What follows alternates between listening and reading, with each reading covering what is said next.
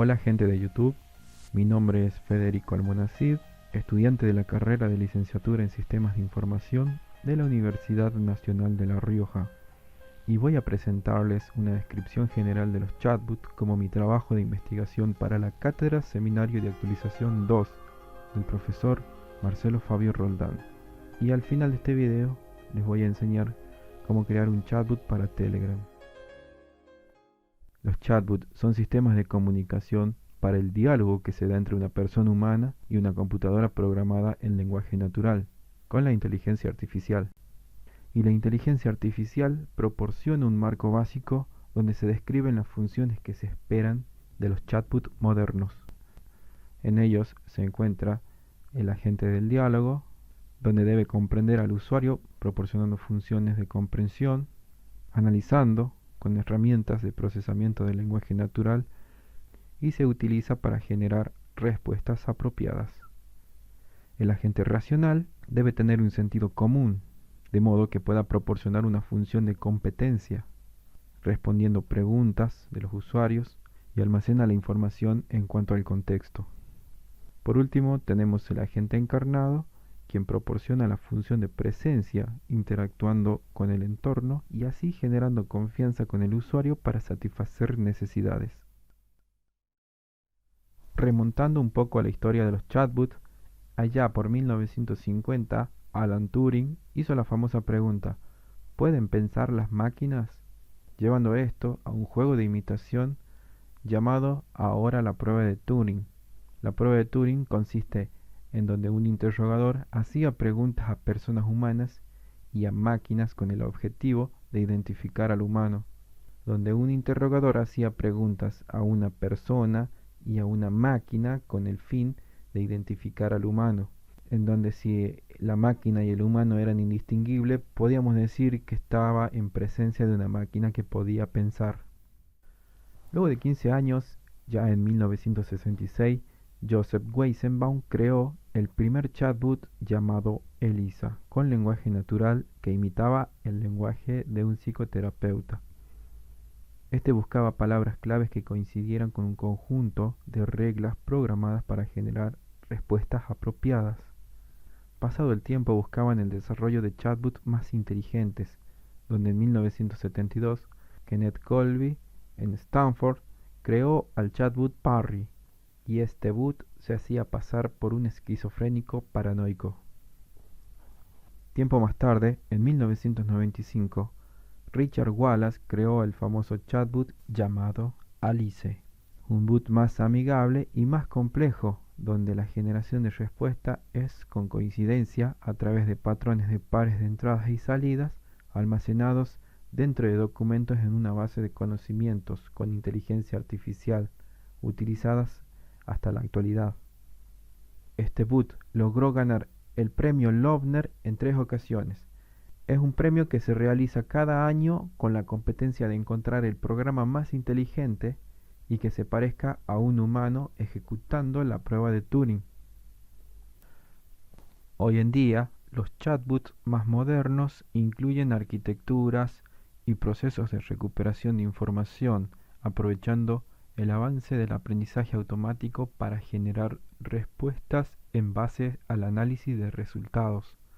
Estos como modelos basados en generativos que utilizan estadísticas para que el bot se interrelacione con el usuario de manera más eficiente. Existen diferentes perspectivas sobre cómo evaluar un chatbot desde la recuperación de información, ya sea con preguntas y solicitudes, evaluando la efectividad y midiendo la precisión en relación a las respuestas correctas que generan los bots. Desde la perspectiva de la experiencia del usuario, el objetivo del bot es tratar de maximizar la satisfacción del usuario, y estos usuarios clasifican a los bots en función a la usabilidad y satisfacción. Desde la perspectiva lingüística, se deben aproximar al habla y son evaluados por profesionales de la lingüística en cuanto a la capacidad de generar oraciones completas, gramaticales y significativas. Y finalmente, desde la inteligencia artificial se evalúa al bot que más se parezca a un humano. como por ejemplo la prueba de Turing, que busca al boot más efectivo. Framework Paradise o marco de paraíso es uno de los marcos más utilizados y tiene que ver con un paradigma para la evaluación de sistemas de análisis. Lo que se busca es analizar la facilidad de uso, la naturalidad, la amabilidad, comprensión a malos entendidos y la disposición para volver a utilizar el sistema a través de la clasificación de los usuarios por medio de cuestionarios, donde luego busca cuantificar objetivamente la efectividad del boot, maximizando el éxito de la tarea y minimizando el costo del diálogo. Bueno, para maximizar la efectividad de la tarea, los boot deben entregar resultados correctos y a través de la matriz de valor del atributo podemos medir esa efectividad. También se propone que los sujetos humanos sigan un guión con un boot donde se supone que logra ciertos resultados deseados y esos resultados de entrada se codifican en una clave de escenario dentro de la matriz de valor del atributo, ABM. Los modelos automáticos de valoración o ABM sirven para combinar el uso del sistema computarizado y la intervención humana. Primero está el procesamiento en masas de la información en poco tiempo, que son los sistemas computarizados. Y luego está la intervención humana, que es la que lleva a cabo las fases de tratamiento de los datos de entrada, el contraste y la validación de los resultados.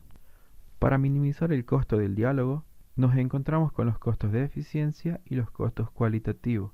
¿Cuáles son los costos de eficiencia? Los que incluyen el tiempo total transcurrido, un número total de turnos del sistema, números totales del turno del sistema por tarea y el tiempo total transcurrido por turno.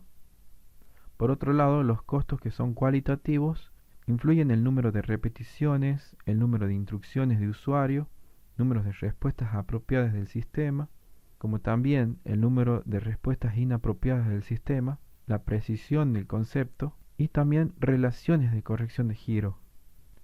Entonces, el rendimiento general se da en la diferencia que hay entre la efectividad de la tarea y los costos.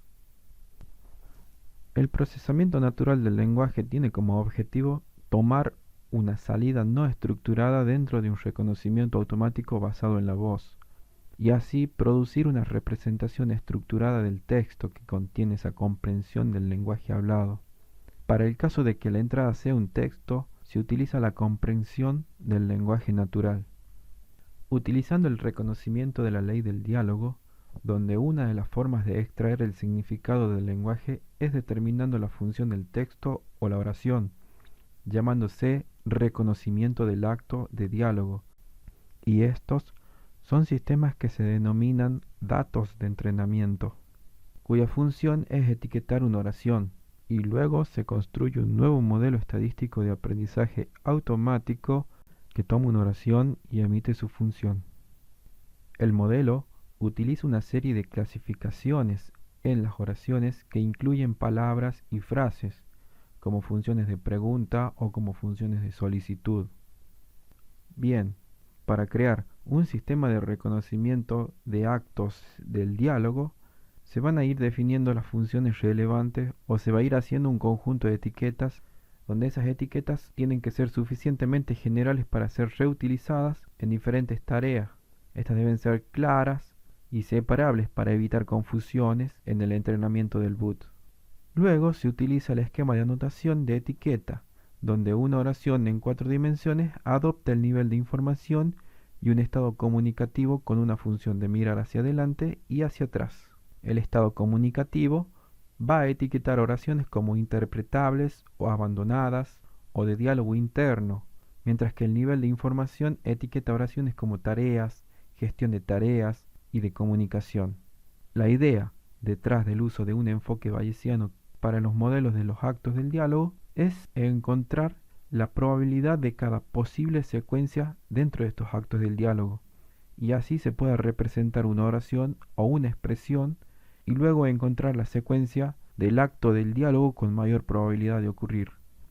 En el modelo de Unigram, donde el acto del diálogo puede cuantificarse a partir de estos datos empíricos, se puede encontrar una tasa de reconocimiento y una precisión para clasificar el acto del diálogo correcto en una oración dada. Entonces, los modelos de Unigram se utilizan con frecuencia para incluir el historial del diálogo en el modelo, mientras que los modelos ocultos de Markov también se pueden usar para modelar el historial del diálogo, donde cada estado representa un acto del diálogo en el historial de la conversación del chatbot. Del mismo modo, los clasificadores de redes neuronales también pueden ser entrenados, donde se logran un gran porcentaje de precisión. Luego tenemos el enfoque no bayesiano dentro de los modelos de los actos del diálogo. Estos utilizan la agrupación no supervisada para crear las etiquetas y así clasificar oraciones de entrada. Dentro del enfoque no bayesiano tenemos el aprendizaje basado en la memoria, utilizando palabras vecinas más cercanas. Lo que hace es almacenar en la memoria todas las instancias que ha visto y ha clasificado, como si fuese el principio de los datos de entrenamiento. Y cuando aparece algo que no ha visto o cuando se ve algo invisible, se crea un nuevo acto del diálogo, donde este sistema lo absorbe y la instancia esa invisible se clasifica en función a clase mayoritaria o dominante. Por otro lado, la clasificación de los actos del diálogo se considera una crítica para los chatbots, ya que proporciona un contexto necesario para el bot y dirige comunicaciones a futuro. El problema es el contexto incierto que utiliza el usuario, pero los desarrolladores de clasificador de los actos del diálogo se centran en proporcionar información contextual que sea relevante, incluyendo roles sociales de los usuarios, relaciones, emociones, contexto e historias de interacción como característica de clasificación. La generación de respuestas es uno de los componentes más importantes dentro de la arquitectura de un chatbot. Cuando entra al generador de respuestas una representación estructurada de texto o un texto, transmite información sobre quién habla, el contexto, y como resultado genera respuestas para entregar al usuario mediante un manager de diálogo. El sector de respuestas tiene acceso a tres componentes claves para tomar la decisión. Estos son la base de datos del conocimiento, que puede diferir en contenidos según la implementación. Luego está el corpus de datos de historias del diálogo, que solo existen en modelos muy complejos. Y por último, una fuente de datos externa que proporciona una inteligencia al bot, como ser una inteligencia en sentido común, que a menudo se logra permitiendo que los bots accedan y recuperen documentos de los motores de búsqueda. Los chatbots basados en reglas son los que contienen una base de conocimientos con documentos, donde cada documento contiene un patrón y planilla. Cuando el bot recibe una entrada que coincide con el patrón, este envía el mensaje que está almacenado dentro de la plantilla como respuesta. El patrón puede ser una frase o una expresión regular. Por lo general, estos patrones están hechos a mano. El principal desafío del programador es elegir un algoritmo para usar la coincidencia de patrones entre la oración de entrada y los documentos en el corpus de datos. Podemos pensar en esto como un problema del vecino más cercano, donde el objetivo es definir la función de distancia y recuperar el documento más cercano a la oración de entrada. En los métodos más comunes, con el análisis incremental en el caso de ELIZA, se analiza palabra por palabra, de izquierda a derecha, buscando así cada palabra en el diccionario para otorgarle un rango de importancia y almacenarla en una pila de palabras clave. La palabra clave en el rango más alto sería el patrón, y el patrón coincide con los documentos del corpus para encontrar la respuesta de plantilla adecuada. Luego tenemos la técnica de coincidencia directa, que incluye una base de conocimiento llamada GraphMaster, que este es un gráfico con nodos y bordes. Se puede considerar como un sistema de archivo con una raíz y directorios. La técnica de coincidencia de conjuntos de palabras claves, ya a diferencia del análisis incremental y la coincidencia directa, estos requerían de una sola palabra para recuperar respuestas. Por ejemplo, una coincidencia de palabra clave en la primera y una coincidencia de palabra clave directa en la segunda. Esta flexibilidad podría conducir a un comportamiento inesperado. B.P. Booth modificó todo esto a la técnica de poder permitir a que los desarrolladores asignen entre una y tres palabras claves a un conjunto de palabras claves, y requirió que todas las palabras claves en el conjunto estén presentes para activar una respuesta.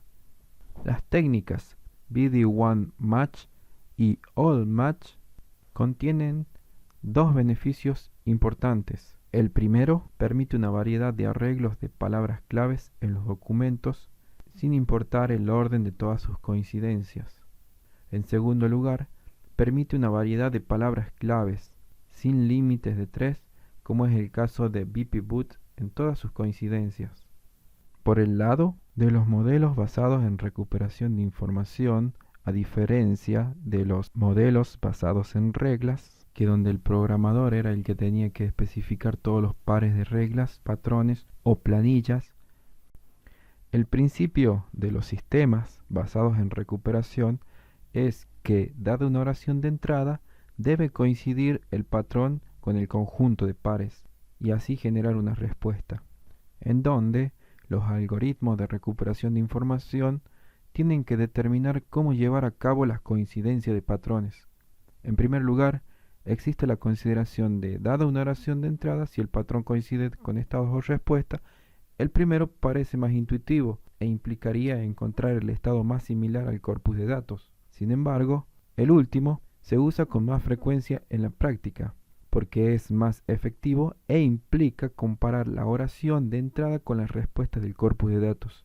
La razón por la que la coincidencia con la respuesta es más efectiva es que si las palabras ocurren, la razón por la que la coincidencia de las respuestas es más efectiva es que si las palabras ocurren conjuntamente entre la oración de entrada y una respuesta, es probable que esa respuesta sea apropiada.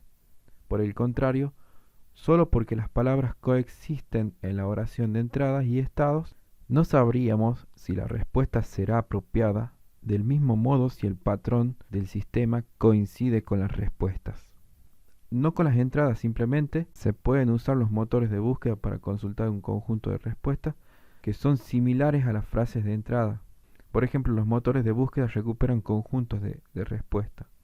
En segundo lugar, independientemente si estamos comparando patrones con estados o respuestas, debemos elegir un algoritmo de comparación de patrones. Aquí podríamos usar un enfoque básico de palabra clave, en el que buscamos palabras clave que coexisten en la oración y el documento de entrada, y esto se usa ocasionalmente. Sin embargo, los modelos de recuperación de información más complejos suelen utilizar conjuntos de funciones de puntaje, como ser calcular el rango de cada documento con un promedio ponderado de esos puntajes y así devolver el documento con el puntaje más alto. Por ejemplo, dado un estado S como oración y un corpus de documentos D en la base de conocimientos, estos algoritmos devuelven la sumatoria del rango, por lo cual en esta fórmula la salida de función de puntuación se multiplica por el peso recibido por la función de puntuación. La suma de todas las funciones de puntajes da el rango general de cada documento. Otras funciones de puntuación más complejas incluyen tablas de frases estadísticas de aprendizaje automáticos y redes neuronales convolucionales. Seleccionando una respuesta del chatbot para producir una puntuación para un documento potencial, tomamos como una entrada el enunciado U y una respuesta R. En la primera capa del modelo desglosamos el enunciado y la respuesta en incrustaciones de palabra. Y a partir de estas incrustaciones de trabajo podemos construir una matriz de similitud palabra a palabra, que es M1, y una matriz de similitud secuencia a secuencia como M2, y así construyendo M1 relativamente simple.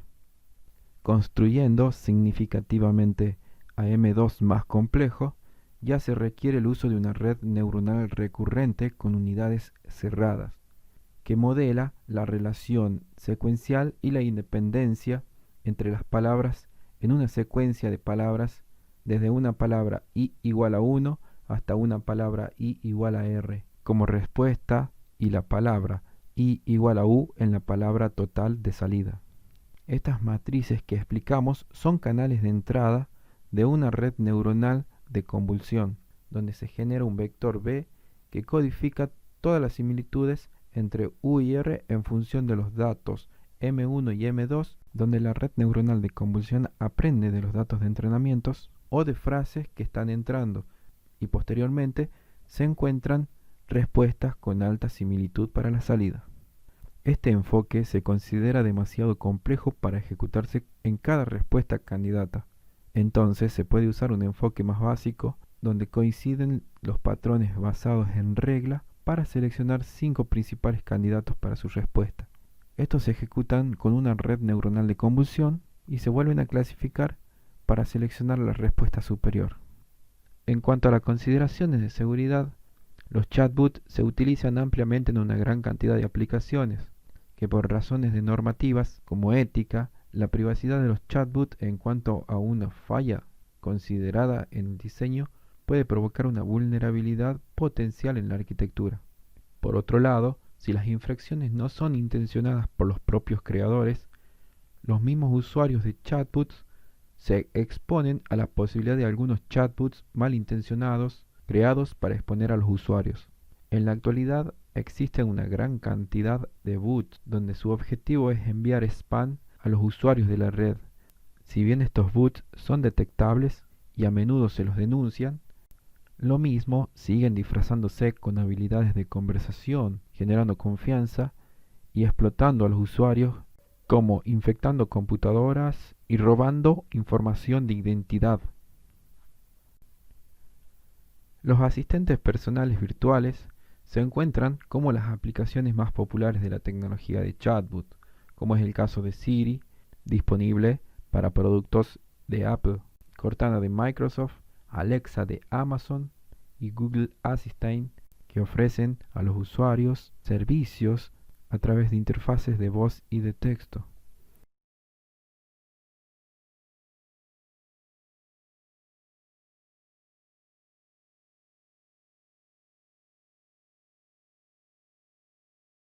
Muy bien, como había mencionado al principio del video, voy a proceder a explicarles cómo crear un boot para Telegram de manera rápida y sencilla. Lo primero que tenemos que hacer es ir al buscador de Telegram y pegar el link del bootfather, que se los voy a dejar en la descripción del video.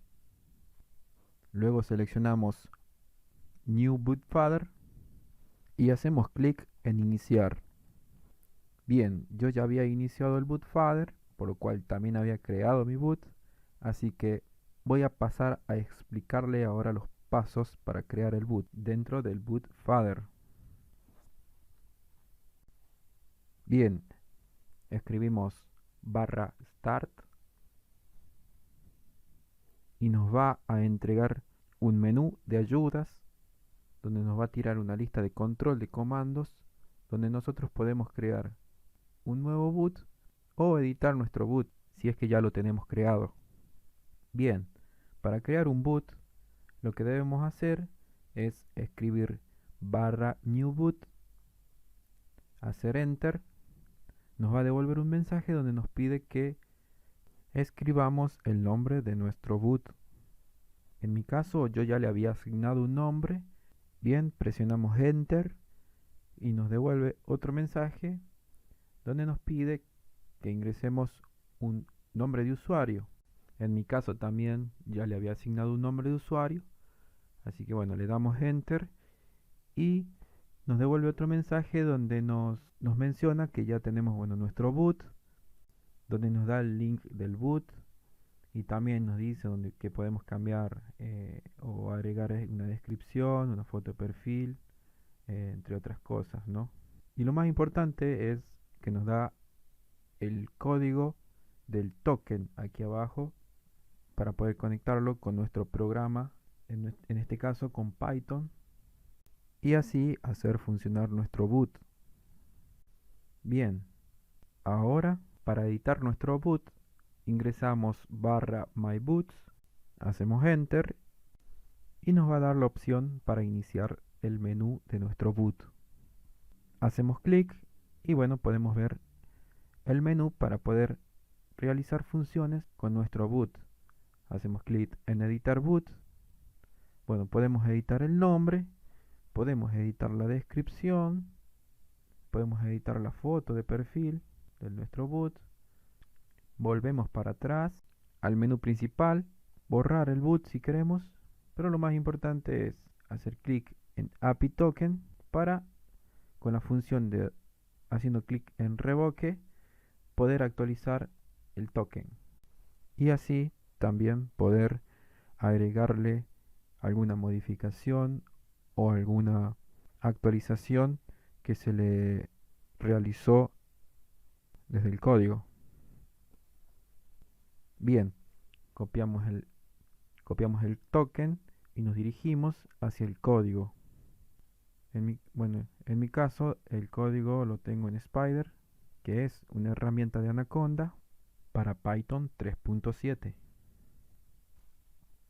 Bien, en el código, donde está la línea de updater, modificamos el token, reemplazándolo por el nuevo, y luego damos ejecutar.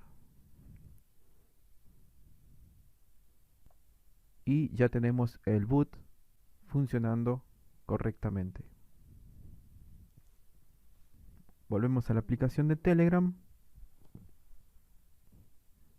copiamos el link de nuestro boot, lo pegamos en nuestro buscador, seleccionamos nuestro boot, damos clic en Start y en teoría ya tenemos nuestro boot funcionando. Vamos a probar mi boot que brinda información relacionada con el COVID-19 o del coronavirus. Y esa información es extraída desde la página oficial del gobierno de la provincia de La Rioja. Y bueno, y a continuación les voy a mostrar cómo funciona el boot ingresándole palabras relacionadas con el coronavirus. Bien, ahora escribimos un hola, por ejemplo, y el boot nos va a devolver un mensaje con las opciones acerca del coronavirus para que nosotros le escribamos la opción que queremos informarnos. Seleccionamos la primera, escribimos síntomas y nos va a responder con toda la información acerca de los síntomas del coronavirus. Bien, para más información puedes escribir volver. Bien, le hacemos caso al boot. Nos responde con una lista nuevamente con las opciones que deseemos informarnos acerca del coronavirus. En esta lista seleccionamos la opción 4, le escribimos 4 para ver información o para recibir información acerca del coronavirus y nos responde con esa información del coronavirus. Bien. Ahora, si nosotros le enviamos una palabra que no esté dentro del grupo del coronavirus, por ejemplo gripe, nos devuelve un mensaje diciendo que solo puede responder con información acerca del coronavirus. Bien, dejamos Telegram por un momento y nos dirigimos hacia el código, donde voy a explicar las líneas del código. En esta primera línea se encuentran las librerías, las cuales son importadas por Telegram, y utilizamos los paquetes Updater, el controlador de comandos, el controlador de mensajes y los filtros para filtrar los mensajes. Bien, en la siguiente línea se chequea por nuevos mensajes utilizando pooling al final del código y el token que funciona como una contraseña para poder conectarse y comunicarse a la API del boot de Telegram y así poder modificar el boot. Luego, la siguiente línea nos permite registrar los handlers, que en este caso se utilizan el command handler para manejar los comandos y el message handler para manejar los mensajes. Luego tenemos la función de bienvenida del boot que define el comando o la función del comando /start donde utiliza una función para enviar mensajes del boot, en este caso un mensaje y no una variable. Bien, en la línea que sigue se crea un controlador de comandos, como pueden ver, registra el comando start para luego añadir el comando handler al dispatcher. Luego sigue la función que le permite al boot enviar un mensaje de respuesta a través de una función echo. Utiliza una variable mensaje que guarda el mensaje enviado por el usuario. Dentro de la variable mensaje podemos observar esta extensión lower que lo que hace es convertirnos todas las palabras que entran del usuario en minúscula. Luego tenemos un if, que es por donde va a pasar las palabras de los usuarios. También un elif para agregarle más opciones. Y por último tenemos el else en el caso de que no haya ingresado en las anteriores. Luego tenemos la función que permite al boot enviar un mensaje, en este caso la variable respuesta.